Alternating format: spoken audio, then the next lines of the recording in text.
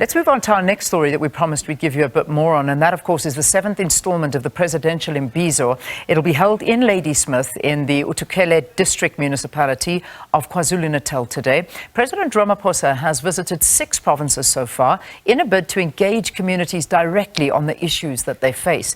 Natasha Phiri is standing by, and I may be wrong, Natasha, but when I was watching you off air, but you looked freezing.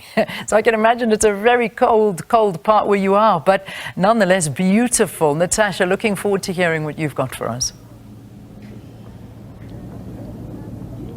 Definitely, and very beautiful Ladysmith, and we're actually at the Okungweni sports field here in the Alfred Duma municipality, local municipality, which of course, like you said, falls under the Uthukela District. Indeed, it was a very cold morning, but of course we'll just brave it out as SABC News. And of course, you're quite rightly, and this is the 7th installment of the Presidential Imbizo. But what's interesting about this is, if you remember, in 2019, this district development model, or the Imbizo, was actually first piloted within this province, and the expectation now from the president, from the various ministers, provincial leadership, local leadership, is that this Imbizo will actually give an oversight on how these Imbizos have actually progressed throughout all these municipalities. There are 2 more Imbizos left, one in the Eastern Cape and one in in Limpopo. But the expectation is that community members around this area will actually lay bare their problems at the doorstep of government and the president himself. And of course, we will actually get to see in real time if their problems could actually be solved. Just driving through this place, and there are no roads, the abolition facilities are a problem. And of course, water in this problem is quite a huge, problem.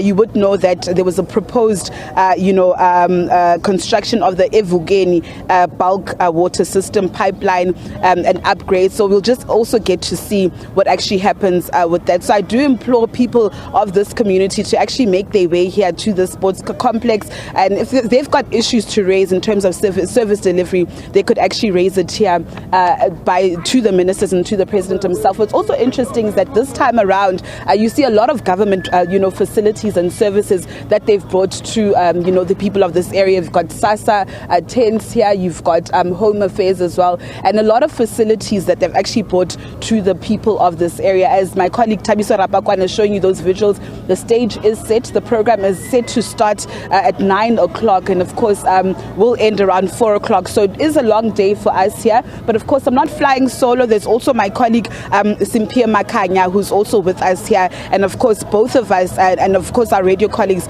will also give you the latest updates in regards to this important story. So I do implore our viewers to stay tuned to SABC News channel 404. Of course, you can also follow us on Twitter as well, and also engage with us as well. So with that said, Leanne, it's back to you in studio.